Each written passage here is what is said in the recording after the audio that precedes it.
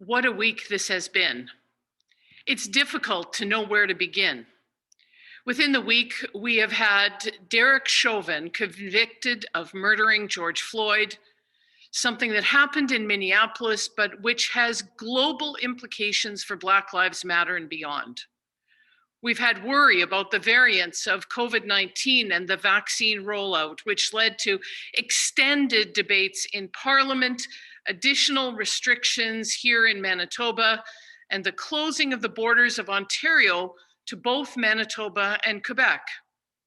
We've had Earth Day on April the 22nd, which brought great announcements of intentions to limit emissions, a mask recycling program to Assiniboine Park, and neighborhood litter collection. To preach is to hold the Bible in one hand and a newspaper in the other. Oh my, we have a lot to consider this week. Let's begin with the Bible. We are reading in John's Gospel words of Jesus. I am the good shepherd. The good shepherd lays down his life for the sheep. This passage is one of a collection of I am sayings in John's Gospel. I am the bread of life. I am the light of the world. I am the door. I am the resurrection and the life. I am the way and the truth and the life. I am the vine. And today's I am the good shepherd. There's significance in all of this, 7 sayings, something that is complete, 7 days of creation, etc. Does John want us to know that God is completely present in Jesus?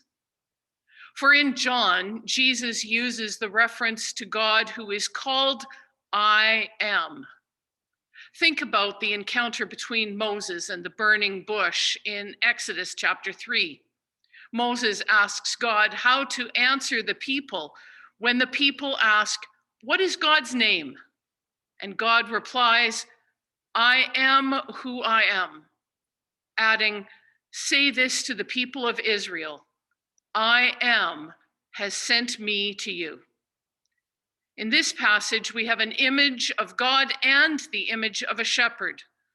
The role of the shepherd is to take care of all of the sheep. No single or lost sheep is left behind. In the same way, no person is left behind when Jesus is the good shepherd. Jesus, as the good shepherd, is lived out in all of his teachings and ministry. Jesus is about the least and the lost. Jesus is about loving the self-despised and those shunned by the community. Jesus is about breaking bread and lifting a cup for all. All people matter. All are loved by God. And that is where the Bible meets the newspaper. The stories this week have a common theme. The news is about a sliver of hope for justice for all, even in the midst of all of our world. The sliver of hope that we can find a path to peace and an end to racialized violence. Oppression based on ancestry and skin color has no place in God's kingdom. We are kin with one another. We are all invited to the same table and the same meal is offered to each of us. And when we recognize that and when we work to make that a reality, then we can all breathe. It's a sliver of hope in the midst of the pandemic.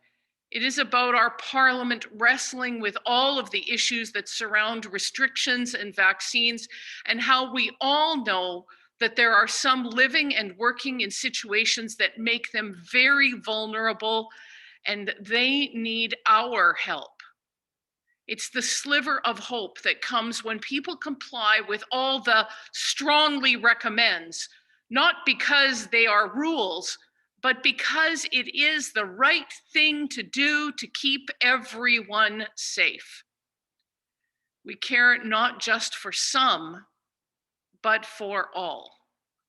The whole idea of hands, face, space is not just for me, but for the whole community.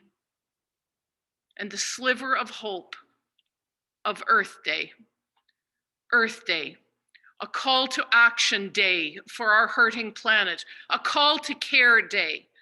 The TMUC Thursday Zoom conversation named aloud bits of nature that we love. Animals, birds, lake scenes, forest treks, canyon walks, tiny flowers, giant skies, glowing sunsets, twinkling stars. Can you imagine a world without these things? And where's the sliver of hope?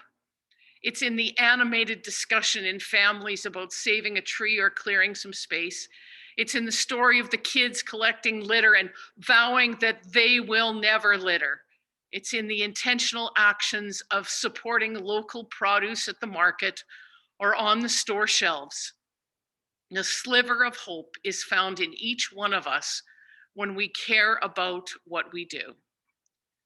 And those slivers of hope for justice for all, that's the I am. And as God's love lives in each one of us, now is the time for us to nurture our inner shepherds. Now is the time for us to take action. Now is the time to let the I am find a voice in our voices. Let us breathe together. Let us live in care and compassion for one another and our world. I am a sliver of hope and hopefulness. Thanks be to God. Amen.